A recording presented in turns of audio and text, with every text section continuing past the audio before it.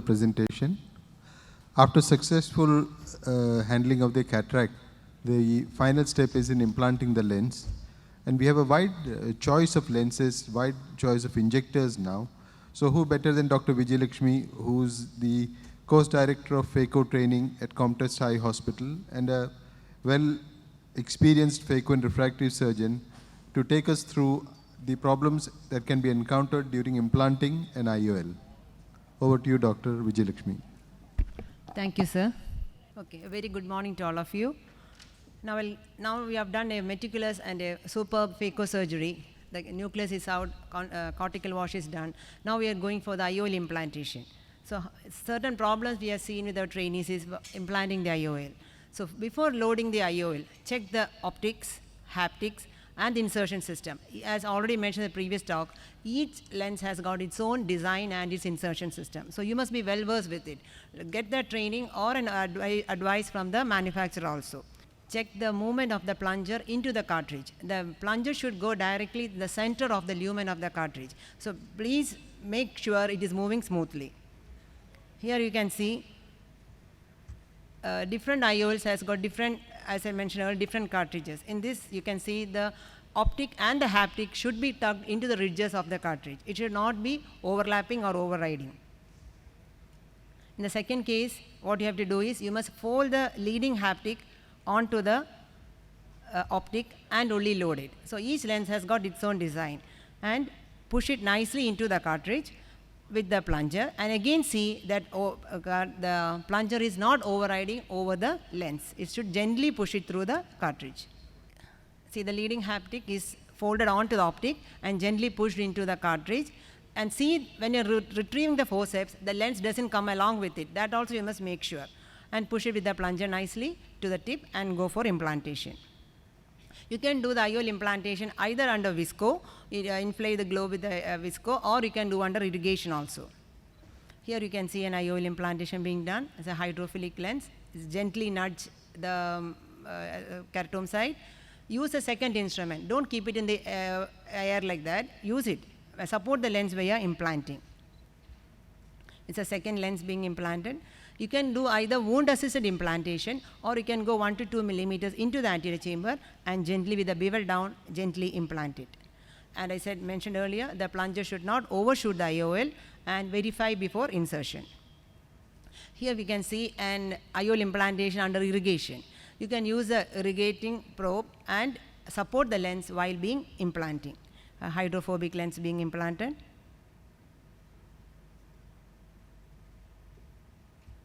Again with bevel down, and don't push the decimus membrane, don't struggle at the site, keratome site.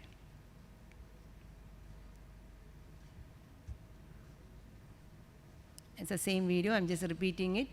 That plunger, see the plunger going nicely, gently pushing it, no overriding or overshooting. Well, I have no financial interest, but the difficulties we have seen, these are lenses we usually use. When it comes to accuracy of IQ, that lens has got an inherent mobility which we have noticed once it comes out of the cartridge. So wait for the mobility, see the mobility, and then only push with the plunger. Whereas when it comes to Technics lenses, it's usually you have to use an extra effort to push the IOL. So some surgeons use the accuracy of injector and use it. I'm just mentioning it. It's not ideal. Now we have the difficulties we usually see. The surgeon is struggling to push the cartridge inside, keeping on pushing and pushing. So what happens is, what is the problem? There is a disparity between the keratome wound size and the cartridge. See, this is what happens. The iris starts prolapsing. So what you must do is, just go in and come out with the keratome, make sure the keratome entry is complete, and then proceed with the surgery. Here also you can see the surgeon struggling. And if you look carefully, you can see by the time the cartridge is inside, there is some amount of decimus membrane stripping also. This is something which we don't want. Once you have implanted nicely, but the decimus membrane stripped, that can cause lots of other issues, pseudophakic bullous keratopathy and problems. Now here, the second instrument is just held like that without supporting the IOL. See how the lens just falls into the bag. We don't want that to happen. Support with the second instrument. Here also, you can see the leading haptic. See the topsy-turvy, it just turns and grazes the posterior capsule. Again, support the leading haptic as it comes out.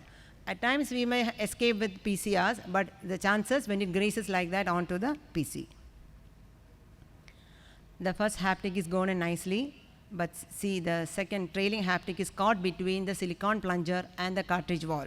In such cases, what you must do is, either you can remove the dialer with the left hand, put in visco into the anterior chamber, use a push and pull technique. Usually in 80% to 90% cases, the trailing haptic gets disengaged from that, but at times it can get broken. In those cases, you'll have to go for an IOL exchange. So when doing an IOL exchange, initial cases, you can just extend the section and remove the lens, or when you have become well versed, you can go for IOL cutting and remove it to part by part, and then go for a second IOL. So you must have an insertion system and standby IOLs initially. Now coming to 3-piece IOL. Before implanting, check the optic and the haptics are intact. If there is a broken haptic, it looks the same. If you are not checking, the length will be reduced. That can go and graze the PC and result in posterior PCR. So, and one thing you must see is the cartridge we use is different. It should be, the size is different when we are using 3-piece IOL. And there is a small but peg-like thing at the posterior part of the cartridge. Tuck the trailing haptic onto it and gently insert it. And as you insert, take a pronation, supination movement of your hand, which is very much required when you're implanting a 3-piece IOL. Let's say a crack in the cartridge and the lens is not coming out, it's got stuck there. So all these things, just anticipate, check it, and only go for IOL implantation. And one thing I have to tell about the initial phaco surgeons is what we're seeing by the end of the irrigation, the drain bag will be really full, and that will cause pressure on the globe and drag the drape along with it. So what you can do is, initial phases, you can put an IV, cut in an IV set, put it inside, so that it keeps draining, and the bag won't get full and heavy and pull the drape and pressure on the globe. Thank you. Thank you, madam, for that comprehensive talk on IOLs and IOL problems. As we come to the end of the session, please can I request Dr. Arup Chakravarti to share his experience on some of the newer injectors